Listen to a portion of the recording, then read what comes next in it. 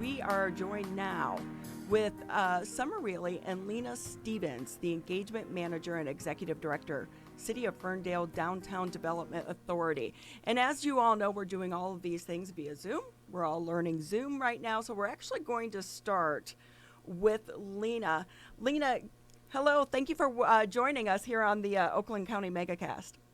Good morning. So, for those not familiar with your goals and your mission, what do you do and how in the heck are you surviving through 5 months of this? So, a downtown development authority is the goal of any DDA is to promote the downtown, to support the businesses through education, through outreach, through marketing, basically anything we can do to bring visitors to our downtown. So, obviously, this is a difficult time, and we've got lots of things, but honestly, it's a lot of throwing spaghetti at the wall and seeing what sticks. Just trying everything that we think might work, pushing things forward, talking about policy. And honestly, the biggest thing that we've done, I would say, that's changed our organization is a very intense collaboration with the city of Ferndale, so that it's not really a separate thing anymore. It's not really the DDA over here and the city of Ferndale over here, because when this happened, we recognized that kind of all we have to do is support these businesses with whatever resources we have. So in some ways, it's actually been extraordinary for our organization to just break down walls and just say, our job is to support these businesses. What do we have to do? Well, how can we work together? So, I know there's more than, 350 businesses in that small area of Ferndale. Dream Cruise Weekend, I would imagine, is such a huge weekend for all of these businesses. I mean, for a lot of them, it probably helps keep them in the profit margin. And while it was officially canceled, there was still a lot of cruisers out there. But how did that fare this weekend with some of the businesses? Well, it's only Monday, so I haven't been able to talk to the businesses yet. But I live only like about a block and a half off of Woodward, and I was down there, and everything seemed really peaceful, and people were distanced when I did see people out and things like that. So I was really proud of how people did do it. And to go back to why it was canceled, and that we've had to cancel all events, and that was a heartbreaker. We had to cancel Pride. We have a great art festival we had to cancel, and that's all done out of an abundance of caution. There's some ideas of how you could do safe events, but honestly, we really care about our people, and we care about the people that come to Ferndale, and that's why we made that decision. I think time will tell if the lack of events, are felt, and how we can bring them back next year. I think even bigger and better, to aid in our recovery. But yeah, it hurts, and it's a hard thing to have to cancel those, especially when Ferndale's known for its events. So, one of the things I thought you guys were really creative about, and it was amusing, all of the street signs. Who came up with that? And it definitely, it's a talker, and it gives a little bit of fun in the middle of this crazy pandemic. Sure. Well, I appreciate that. Yeah. So just to for anybody who may not know, we have signs out encouraging people to socially distance using song lyrics. So I think, what are we talking about here? Now I can't think of any off the top of my head. Can you think of one sign that you've seen? I like the walk this way, talk this way. Walk this way, talk this way, where someone's got a mask on and then they're 6 feet apart, things like that. So I am back to what I said in the beginning about our collaboration with the city of Ferndale. Lindsay Gunzarek is the graphic designer for the city, and she does a lot of communications work. And I just pinged her on Teams, on Microsoft Teams, because that's how we're all working, and said, hey, I've seen these kind of dopey signs in other cities. Could we do something? Can you think of something more fun? She said, yep, give me a minute. She put the kids to bed. She had a glass of wine, and she texted me like 2 hours later with that idea. And I said, let's do it. Let's go. It was definitely very cute, extremely, extremely witty. For people who haven't been to Oh. Ferndale, I'm telling you, it's worth a drive through just to read the signs and have a little bit of fun with them. So we're talking with Lena Stevens. She's the executive director for the City of Ferndale's Downtown Development Authority. If we can, though, let's go ahead and bring in Sommer Realy. She is the engagement manager. Hi, Sommer. How are you? Welcome to the Oakland County MegaCast. Good morning, and thank you so much for having us. How are you today? We are surviving. The weekend went by way, way too quick. So go ahead and tell us a little bit about your role and how you've had to manage this crisis. Oh, that's a great question, considering the fact that prior to the pandemic, engagement was done a lot in person, and now it's the world is being reshaped. So a lot of how I go about engaging is phone calls, emails, social media outreach, and just try to boost the spirits of all of the entrepreneurs and the small business owners in the community. This is a tough time for us all, and I would say that largely my role is to make sure that they have everything that they need. I'm there as a voice and an ear for them to share what they need to share with, and we're going to get through this. So can you tell us how many small businesses do you think are going to survive this, or do you anticipate you're going to continue to lose more and more, especially those one or two mom and pop type businesses? You know, that's something, this is why I love what I do.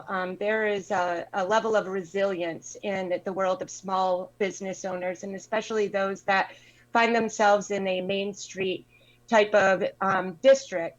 They are all neighbors, and they all work so well hand in hand together that I have to be honest, we haven't seen a lot leave. We've seen more evolve into new business models. We have places that have started up indoor market, grocery marketplaces like Shram's Meat and Treat Dreams. They now offer everything you could possibly even get at your local grocery store. In addition to that, we've still can ride our bikes and walk around downtown. So our retail locations have all become extremely innovative of how to keep their employees safe as well as the customers, and have set up like walk-up windows at their front door. So you can shop online and, schedule a pickup, or some of them choose to do a delivery. But I would have to say that Ferndale is the space that in the destination most people enjoy going to, and we see as much foot traffic as we possibly could see in the fear that most people have right now. So Sommer, with all that innovation that's been put to the test by these businesses, the help of the Downtown Development Authority, when the pandemic does pass, what do you believe will be the lasting impact of these decisions that were made by your team and these decisions made by these businesses? Do you think that they'll be even more competitive down the line? I believe, competition is one thing that always keeps us entrepreneurs moving forward and kind of gives us that motivation. And I would say that I think we will walk away from this with sustainability.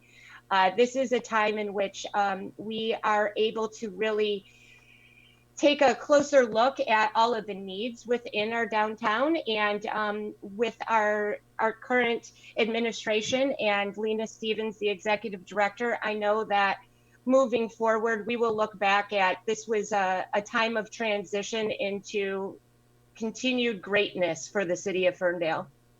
So let me go ahead and throw a question back to Lena.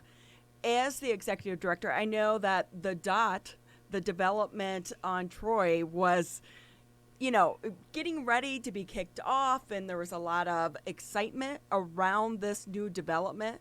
How has COVID-19 played into that, and has it stalled progress on that project? I don't think stalled is quite the right word. The timeline is being slightly rearranged, but so the development on Troy, the construction there started in February of 19, and it was scheduled to be completed in June. But like other construction projects, it had a shutdown, and then ramping back up and getting workers back on site, delayed construction a little bit. In addition to the parking deck, it's going to have a retail component on Troy Street, an office component on top, and affordable housing on one side of the development. So it was really designed to be mixed use and not just a standalone parking deck. We have continued to receive interest in the retail locations throughout the last 6 months. So we are still continuing to talk about that portion. The office component is going to be delayed, but it is still very, very much a high priority for city leadership. And we believe strongly that we can still make that happen, and all the infrastructure is there to build it. But obviously right now, office space is just not something that people are looking for right at the moment. But we know after the pandemic, like you said, there will be life after this. We will go back to normal or a different version of normal where office space is still needed. And that's still looking like it's moving forward. And I think the affordable housing piece might move forward actually a little faster that it was planned to before. So things just kind of had to get shuffled around a little bit, but we're headed towards an opening of the parking deck and the streetscapes in September, and we're so excited. That's some pretty big progress considering all the challenges you're facing right now. So real quick, let's talk a little bit about your other project. What is the Ferndale Project? For those that don't go to Ferndale, what is that? And tell us more about that. So the Ferndale Project is a small business that's opened up on our Livernois corridor. So if you haven't been to Ferndale in a while, there's more to see than just the 9 Mile and Woodward area that people kind of know about. We've got Woodward Heights. We have a great set of businesses out there. We have a coffee roaster. We have a brewery. And then on Livernois, we actually have a new business that opened up in the middle of a pandemic. So they weren't even open before this started. They opened up during all of this, and they are fantastic. And Sommer, correct me if I'm wrong. It's run by, or it's owned by Eastern Market Brewing Company. Is that right? Correct. Yes. Correct. Yeah. So it's their location, and they kind of going back to what Sommer said, they pivoted amazingly well. They got their patio up and running, and before they could do beer, they started doing coffee. So you could go there for coffee, and then they started doing pastries, and then they had some groceries. Then they brought in a delivery component, so you could get their beer delivered to your door and not have to actually go to the shop and things like that. So it's really fun, and I've been there a couple times with my husband, and they are handling social distancing so well. You leave your order, then you wait outside, and then they text you. It's fantastic. Very cool place. So we are speaking with Sommer Realy and Lena Stevens. They are with the City of Ferndale's Downtown Development Authority. And Sommer, let me go ahead and throw this next question over to you. So as someone who it is your job to engage with people and these companies, what do you think the future of Ferndale is going to look like? The future of Ferndale is just going to be a little bit more of what we all know it to be, with a lot more retail. Actually, I can see that the future is bringing we want the interaction of humans. Right now, we are all stuck staying at home. We're not engaging on a social level or an in-person level. And what I see in the future is us needing and wanting that more than ever.